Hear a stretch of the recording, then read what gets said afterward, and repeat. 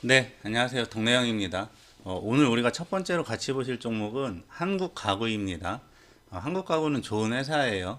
실적도 잘 나오고 돈도 잘 버는 회사인데 지금 시가총액이 1,100억 정도밖에 되지 않아요. 제 기준에는 굉장히 저평가된 회사다라는 생각이 들고요.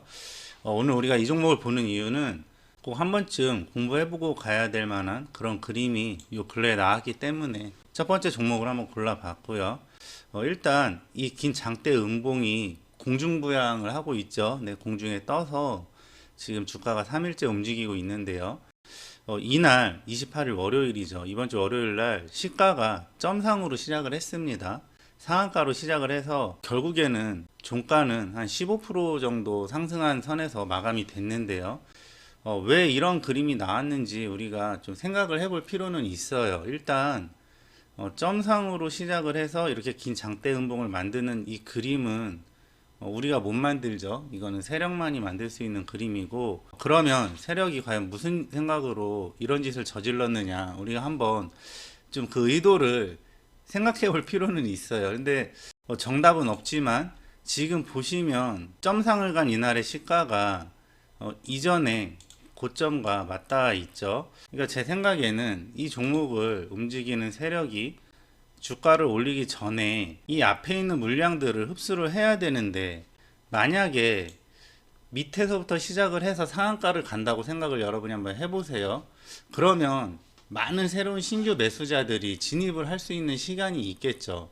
이렇게 거래량이 많이 터졌기 때문에 수많은 사람에게 노출이 될 것이고, 그렇게 되면 수많은 신규 매수자들이 전혀 관심도 없던 이 한국가구라는 종목에 달라붙을 수가 있어요. 매수에 참여할 수 있겠죠.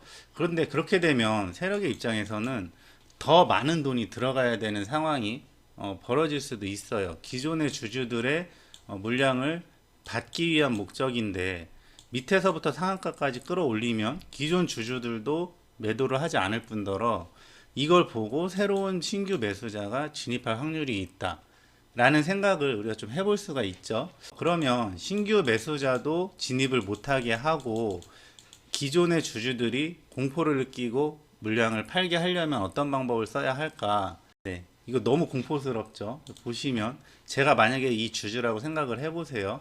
굉장히 긴 시간 밑에서 고생을 하고 있었는데 어느 날 갑자기 상한가로 시작을 합니다. 주가가. 네, 그때부터 고민이 되는 거예요. 이걸 팔아야 되나 말아야 되나.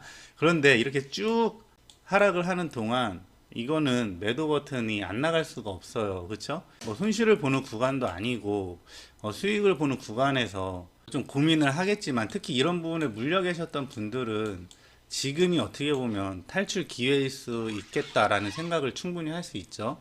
그래서 이렇게 상한가로 시작을 만들어 놓고 쭉 밑으로 주가를 빼면서 세력들은 나오는 물량들을 이제 받기만 하는 겁니다.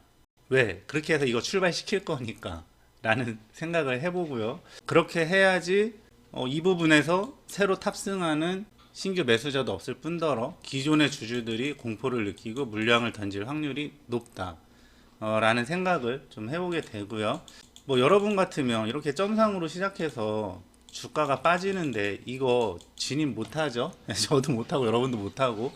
네, 그래서 이 부분은 세력이 물량을 좀 내리면서 나오는 물량들을 받아준 구간이 아닌가라는 생각이 들고요. 그리고 나서 어제와 오늘의 움직임인데요.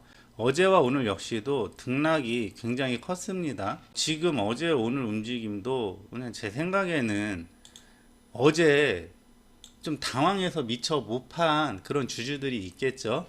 네, 그런 주주들이 내가 이쯤이 내 본전인데 어제 팔았어야 되는데 못 팔았다 하는 주주들에게 어제와 오늘 한 번 더 이렇게 기회를 줬죠. 어제 못 판 사람은 오늘 또 팔 수가 있었어요. 이렇게 해서 이렇게 세 개의 봉은 좀 이 기존의 물량을 받아주는 매집하는 역할을 하는 그런 구간이 아니었을까라는 생각을 좀 해보고요. 그렇다면 이제 매집이 끝나면 가야겠죠.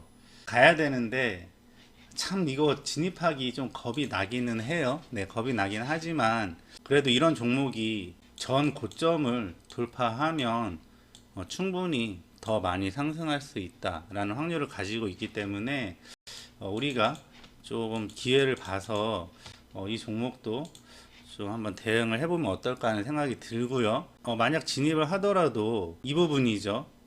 긴 장대 음봉의 종가 부분. 네, 오늘도 그 부분을 터치하고 좀 올라오긴 했는데 이 부분이 결국 그 이전에 큰 저항 부분이에요. 이 부분 이탈하면 이거 지금 갭이 너무 많이 떠 있기 때문에 여기까지 조정 나올 수도 있습니다. 그래서 이 부분 이탈하면 손절한다라는 생각으로 이 종목을 좀 유심히 보고 관찰해 보면 어떨까라는 생각이 들어서 오늘 첫 번째 종목은 한국가구를 골라봤고요. 지금 한국가구 설명이 좀 길어졌는데 두 번째 종목이 네오셈입니다. 네, 잘 보시면 한국가구와 비슷하죠. 한국가구가 처음 음봉이 떨어진 날 하고 비슷한 그림이 오늘 나왔습니다. 그래서 네오셈 같은 경우는 크게 따로 설명할 부분은 없을 것 같고, 오늘 보시면 오늘의 시가 부분 19% 정도 상승을 해서 그렇게 갭상승해서 시작을 했는데요. 역시 이 부분이 전고점 부분입니다.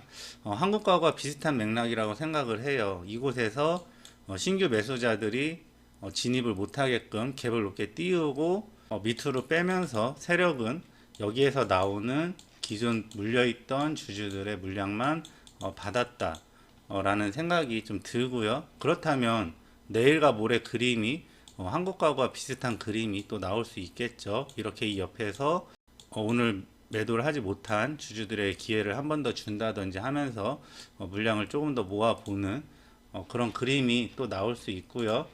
그렇게 되면 이제 어느 순간에는 전고점을 돌파해서 더 크게 상승하는 그런 구간이 나올 가능성이 있다 라는 생각이 들지만, 주식에서 아시죠? 100%는 절대로 없습니다. 여기서 가야지 가는 거지, 세력이 여기서 더 1년이고 2년이고 끌고 가면 어쩔 수 없는 거예요. 그럴 확률도 50%를 갖고 있는 겁니다.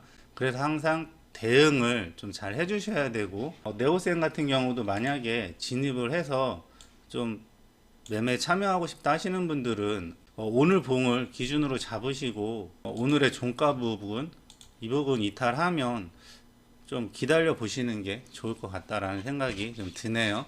이렇게 해서 오늘은 한국가구와 네오셈 이렇게 두 종목을 좀 같이 봤고요. 이렇게 항상 제 영상을 봐주셔서 정말 감사드리고, 저는 또 내일 더 좋은 영상으로 다시 찾아뵙겠습니다. 네, 지금까지 동네형이었습니다. 감사합니다.